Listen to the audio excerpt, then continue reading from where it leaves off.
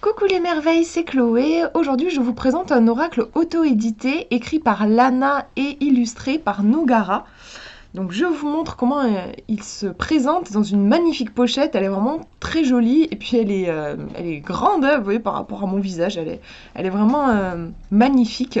Donc on a des papillons dessus et puis ça change des pochettes en satin qu'on a l'habitude de voir. Ici on a un côté, alors je sais pas en quoi elle est faite, mais ça fait vraiment naturel.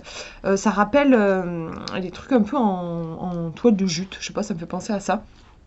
En tout cas, ça va bien dans le thème puisque cet oracle s'appelle la sagesse des fleurs, donc on est vraiment dans l'univers naturel. Donc avec les cartes, vous avez un petit livret. Il est chouette, c'est vraiment un petit livret, c'est pas juste des petites feuilles qui sont agrafées. Le livret est de 54 pages. Vous voyez, il n'est pas énorme, mais il y a quand même de quoi faire. Au niveau des cartes, il y a 45 cartes. Donc j'aime bien, je trouve que c'est un bon... Moi j'aime bien en général les oracles qui font quand même plus de 30 cartes. Moins de 30, je trouve que c'est un peu juste. Bon là c'est cool, je trouve 45 cartes. Je vous montre comment il fait le livret. Donc c'est du papier glacé, hein, c'est vraiment de la qualité. On a au début, alors je vous fais une mise au point, en fait c'est un oracle sur les fleurs et du coup c'est sympa, il y a de la poésie, beaucoup de poésie, la poésie est vraiment bien présente. Pour chaque carte vous avez un extrait de poème, donc c'est un oracle qui est tout en délicatesse, j'aime beaucoup. Donc voilà, le sommaire, on va nous donner la description de l'oracle de la sagesse des fleurs, la présentation des différents tirages, ça j'apprécie toujours quand il y a des tirages qui sont proposés, et c'est le cas ici. Vous avez un tirage en 3 cartes, qui est légèrement différent du passé, présent, futur classique, le tirage à 9 cartes, et la sagesse des fleurs, un tirage à 7 cartes. Et ensuite vous avez un petit mot sur l'auteur, sur l'illustratrice, et les cartes qui sont détaillées. Alors, je vais vous montrer les tirages. Donc vous voyez le tirage à 3 cartes dont je parlais.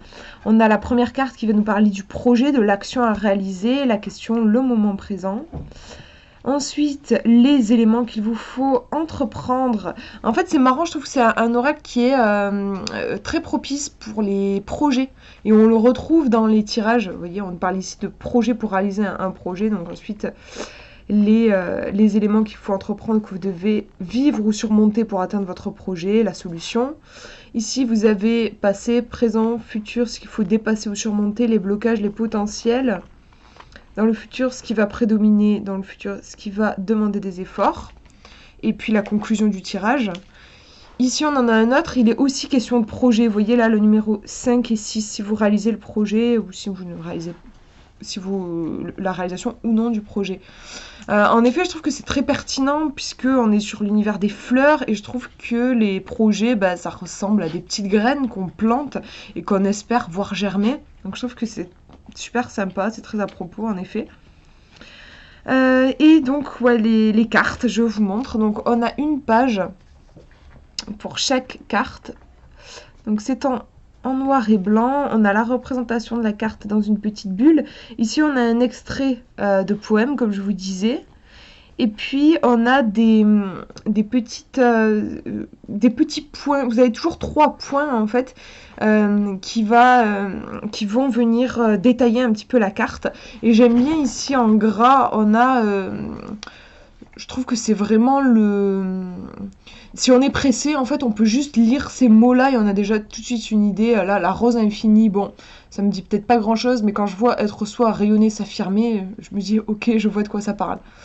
Donc, vous voyez, on a toujours ces 3 mots qui vont décrire ici la carte. Ici, on a surprise, cadeau, protection. Donc, on voit qu'avec le jardin des fleurs, on a quelque chose de bien différent par rapport à cette carte-ci.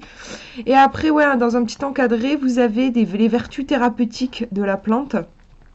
Ou des fois aussi juste comme une affirmation. Ouais, je dirais plus une affirmation. Je vais dire un conseil aussi, mais je dirais plus une affirmation positive.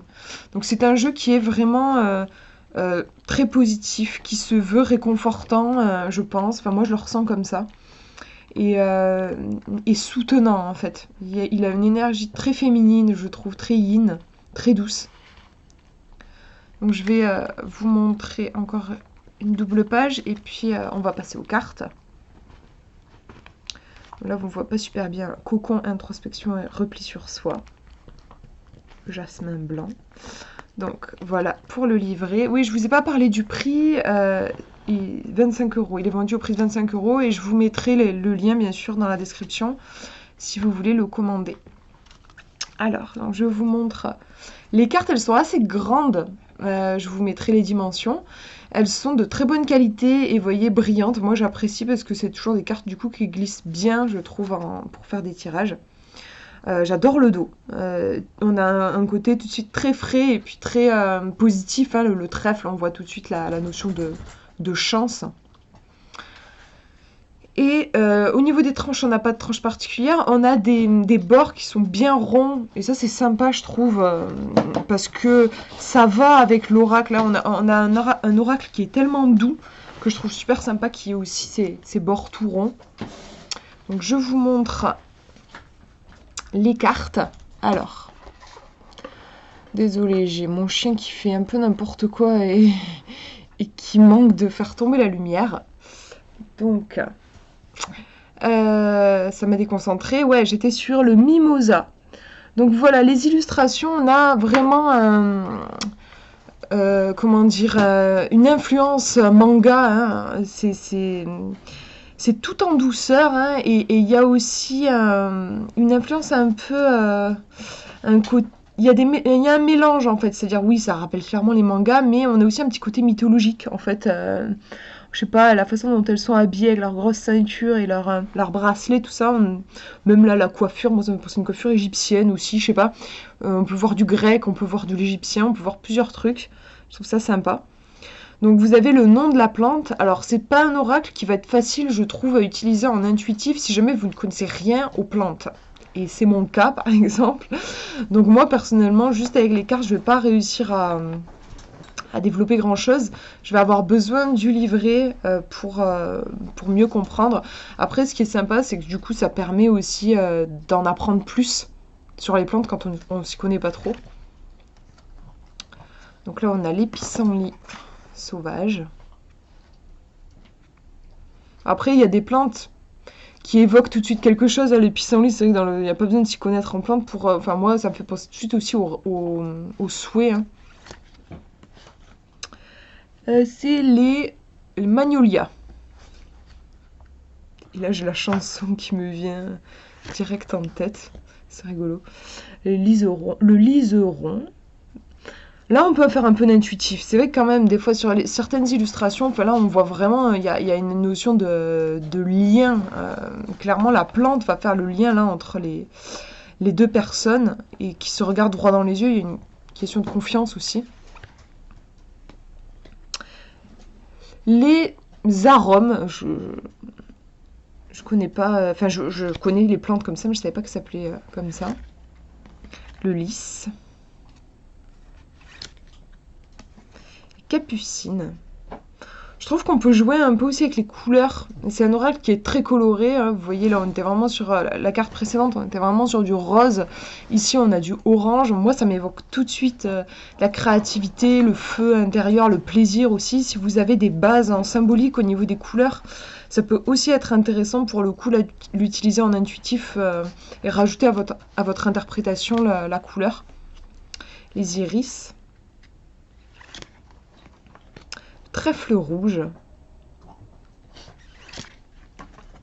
la violette, avec la petite fée qui se réveille, le muguet, le perce-neige, les géraniums, les boutons d'or, Edelweiss, Hortensia, Pétunia, Nénuphar, celle-là c'est ma préférée. Je l'aime beaucoup, je trouve qu'il y a beaucoup de sensibilité qui se dégage de cette carte, puis ça peut faire penser à des sirènes, j'adore. Puis j'aime les nénuphars, donc la menthe, La pensée, très jolie, avec le personnage qui l'enlace derrière, c'est trop beau. Le jasmin blanc. Les primes verts. La rose infinie, très beau, très jolie je trouve. Le bouquet d'hiver, je sais pas si vous ressentez toute la délicatesse, la sensibilité de l'oracle, je sais pas, moi je le trouve très touchant en fait, vraiment. C'est tout délicat, tout doux. Les tulipes. Les anémones. Myosotis.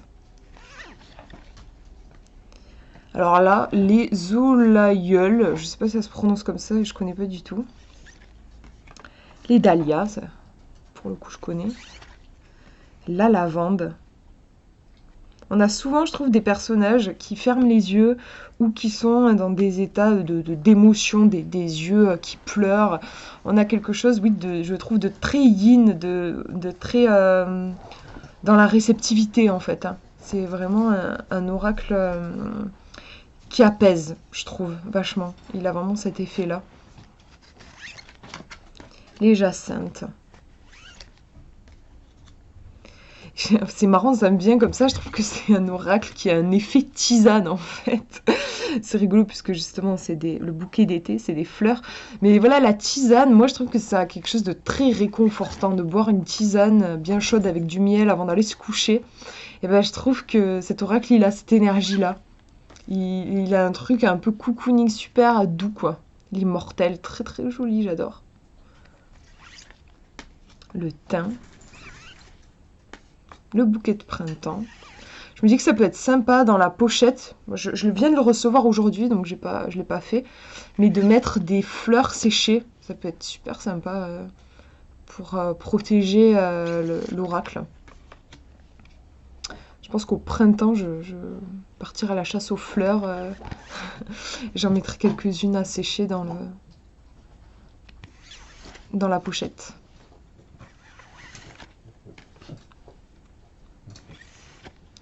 Coquelicot.